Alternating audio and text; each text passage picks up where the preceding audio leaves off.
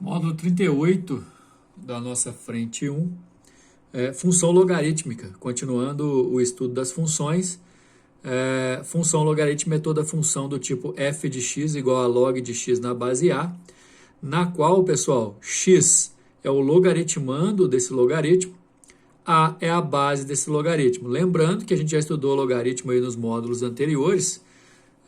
A partir do módulo 36 a gente começou a estudar essa importante operação da matemática básica. Toda função logarítmica vai ter esse formato para nós. A exemplo da função exponencial, a função logarítmica plotada num gráfico gera o que a gente chama de curva logarítmica. E aí, no caso, pessoal, toda vez qualquer número que esteja no logaritmando tem que ser maior que zero, e todo número que está na base, além de ser maior que zero, também tem que ser diferente de 1, o que a gente chama de condição de existência do logaritmo e da função logarítmica. Ou seja, essa função log de x na base a tem um campo de existência. Não é para qualquer real que você usa a função log de x na base a, ok? A base não pode ser um número negativo, não pode ser 1, portanto, ela vai ser sempre um número maior que 1 ou um número que fica entre 0 e 1. Ser um número entre 1, maior que 1 ou entre 0 e 1 vai influenciar diretamente no comportamento do gráfico dessa função, do comportamento da curva logarítmica. Por falar em gráfico, é importantíssimo a gente entender que a função logarítmica é a função inversa da função exponencial e vice-versa. Portanto, é possível que a gente encontre situações em que no mesmo plano cartesiano você vai ter ali plotadas as curvas da exponencial e do logaritmo ao mesmo tempo. Nos itens 2 e 3, aliás, no item 2 dessa parte nossa da apostila, na página 49, essa página que a gente está, a gente vai ter uma tabela que vai servir, por exemplo, para construir dois gráficos de curvas logarítmicas. Como lá no exercício, na parte de exercício desse módulo 38, a gente vai encontrar isso também, vai ser melhor para a gente deixar para fazer lá no exercício. Bom, e além da gente, obviamente, depender das propriedades do logaritmo, da definição do logaritmo e operações que você pode fazer com os logaritmos, você também tem características marcantes para a função log, que é aquela, por exemplo, que a gente falou para a função exponencial, que a curva logarítmica sempre corta o eixo. Aliás, a gente falou da curva exponencial que sempre corta o eixo y no y igual a 1. Na curva logarítmica, você sempre vai ter o corte no eixo x, no x igual a 1.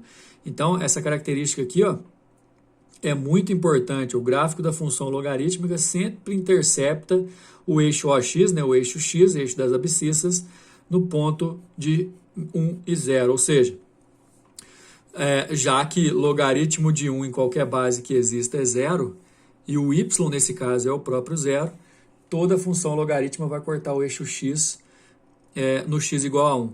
Se a base for um número maior que 1, vai dar uma curva crescente, a gente vai ver isso daqui a pouco. Se a base for um número entre 0 e 1, vai dar uma curva decrescente, certo? Nessas duas representações que a gente tem aí na página 50, nós temos dois planos cartesianos com alguns comportamentos importantes. Você tem aqui, ó, a curva decrescente exponencial e a curva decrescente logarítmica. Olha só a logarítmica y igual a log de x na base a cortando o eixo x no 1, enquanto a exponencial y igual a elevado a x corta o eixo y no y igual a 1. Nesses dois casos, tanto para a exponencial quanto para a logarítmica, as curvas são decrescentes porque as bases são números fracionários, né? Números entre 0 e 1. E detalhe, nesse caso, né, que as duas são decrescentes, é possível que as duas se encontrem e, como uma é inversa da outra, vai encontrar no que a gente chama de bissetriz dos quadrantes ímpares do plano cartesiano. Enquanto nesse outro exemplo, na figura 2, a gente tem a exponencial crescente, a logarítmica crescente. Repara que uma é o espelho do outro em relação à bissetriz ímpar. E nesses dois casos, tanto para a exponencial quanto para a log, a gente tem a base maior que 1, porque são curvas crescentes. Não que construir um gráfico seja a coisa mais importante que a gente tem para a função, mas o comportamento do gráfico é importante. Então, eu vou pedir para vocês lá na página 51, nos exercícios 1 e 2, acompanhar bem atentos aí o que a gente vai fazer para poder definir quais são os pontos que fazem parte da nossa curva logarítmica do número 1 e também vai aparecer isso no número 2. O detalhe aqui, ó, no nosso caso, a função g de x que a gente vai ter que representar é log de x na base 2. Uma base que é um número maior que 1 vai dar um logaritmo, vai dar uma curva logarítmica crescente. No próprio desenho que vocês têm aqui, pessoal, aparece já pronta a curva que representa a função exponencial. Lembrando que a logarítmica que a gente vai calcular é inversa dessa exponencial, então vai dar uma função espelhada aqui do lado. Só que antes disso, nós vamos usar x igual a 1 sobre 8, 1 sobre 4, meio, 1, 2, 4 e 8 para definir os pontos.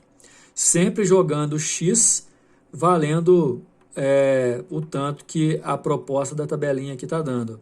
Por exemplo, quando x é igual a 1/8, fica log de 1/8 na base 2. Que é a mesma coisa de perguntar, por quanto que eu tenho que elevar o 2 para dar 1/8? Elevar 2 por 3 dá 8, mas como é 1/8, tem que ser negativo. Daí o ponto fica esse, ó. 1/8 e menos 3. Quando você coloca x valendo 1/4, o y dá menos 2. Quando você coloca x valendo meio, o y dá menos 1. Vai completando os pontos. Esse aqui, ó, é o ponto principal. Toda a curva log corta o eixo x no 1, certo? Porque se colocar o x valendo 1, o y vai dar 0. Esse log aqui você já tinha. Quando o logaritmando aqui é igual a base, vai dar 1, né? Colocando 4 no lugar do x, o y dá 2, 8, o y dá 3. Pessoal, transmitindo esses pontos para cá, na verdade vai ficar mais fácil transmitir os pontos maiores. Depois os outros a gente vai por percepção. Por exemplo, aqui, ó, 8 para x, 3 para y, vai ficar exatamente aqui, ó. 8 para x, 3 para y. A curva log vai passar por aqui. 4 para x, 2 para y, a curva log vai passar por aqui, espelhando a curva exponencial. 2 para x, 1 para y, tá aqui. Lembra onde a curva log corta? Sempre no 1 do x e assim por diante. Então a curva log vai fazer isso aqui, ó. Completem aí, por favor, no caderno de vocês. Curva decrescente, que a gente já sabia, porque a base desse logaritmo é 2, um número maior que 1. É assim que a gente constrói o gráfico da log. Na proposta do número 2, a gente tem exatamente a mesma coisa, só que olha só aqui a função, ó, é log de x na base meio.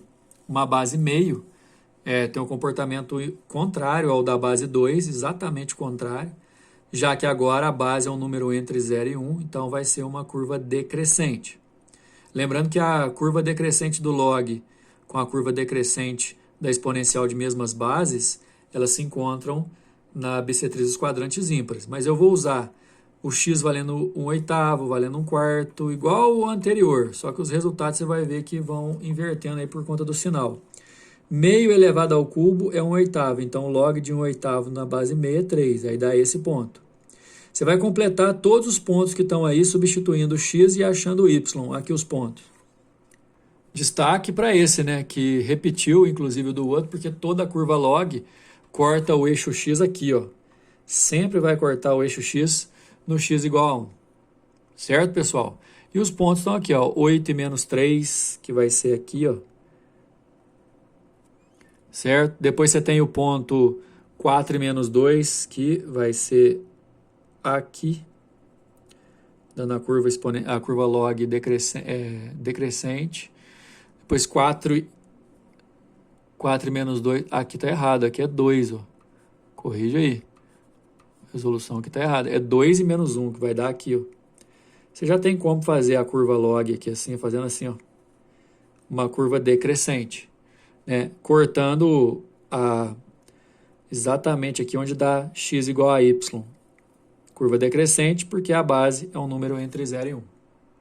O exercício número 3 faz uma referência nas condições de existência do logaritmo, porque ele pede o domínio da função, essa função está no formato log, esse logaritmando aqui, ó, o x² menos x menos 6, tem que ser maior que zero, aqui ó, a condição, ó. E a base, além de ter que ser um número maior que zero também, ela não pode ser 1. Então, são as condições de existência para o log. E aí, por exemplo, você olha para o log, define a condição de existência, aí acabou o log. Agora, ó, inequação do segundo grau, inequação do primeiro grau. Essa aqui a gente só abre a bolinha na hora que der. Aqui, por exemplo, você resolveu passar um para o outro lado, vai ficar x diferente de 2. Aí, essa x ao quadrado menos x menos 6 maior que zero, você tem que achar o x' e o x duas linhas, certo? Aí o x' vai dar menos 2 e o x duas linhas vai dar 3. A parábola tem a concavidade virada para cima e os sinais, ó, são assim. Como ele quer a parte maior que zero, você vai colorir aonde o sinal ficou positivo. No caso do x menos 1 maior que zero, da base, você só passa o x para o outro lado, fica x maior que 1. Depois, x é diferente de 2, é só você abrir a bolinha no 2. Aí você tem 3 intervalos, esse e esse, mas como eles têm que acontecer ao mesmo tempo, é E e E, tem que acontecer tudo ao mesmo tempo, você tem que fazer a intersecção. Aí como a gente já aprendeu lá nas apostilas 1 e 2, você faz o desenho da primeira condição, ó, colorir antes do menos 2 e depois do 3, tudo aberto. Aqui está maior que 1, então abre no 1 e colore para frente, e aqui está diferente de 2, colore tudo, exceto o 2. E aí o que está colorido nas 3 ao mesmo tempo? É daqui para frente, né? Maior que 3 é o que vale para nós no conjunto do domínio dessa função aí. Encerrando com o número 4, atualmente existem diversas locadoras de veículos permitindo uma concorrência saudável para o mercado, fazendo com que os preços se tornem acessíveis. Nas locadoras P e Q, o valor da diária de seus carros depende da distância percorrida conforme o gráfico. Detalhe para cá, ó. Aproximadamente 20 km, o preço fica igual nas duas, e aproximadamente 100 km, o preço fica igual nas duas também. Entre 20 e 100, a Q, né, melhor dizendo, fica mais cara, e antes do 20 e depois do 100, a P é a mais cara. Então, vamos lá. O valor pago na locadora Q é menor ou igual àquele pago na locadora P, ou seja, Q menor ou igual a P, que ele quer, né? Para a distância em quilômetros presente em quais intervalos? O P é menor... Não, peraí. O Q é menor que o P aqui, ó. O Q é menor que o P aqui e aqui, ó. Ou seja, até o 20 e depois do 100, o Q é menor que o P. Aí, nesse caso, vai dar letra D, né? Ó. De 0 a 20, que é esse intervalo aqui, e depois de 100 a 160.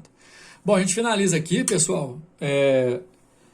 Esse assunto função logarítmica vai continuar no módulo 40, viu? Naquele módulo, que é o relativo à próxima aula, a gente vai continuar falando, do módulo 39, a gente vai continuar falando de função log, estudar gráfico, fazer mais alguns exercícios e falar sobre as equações. Até a próxima.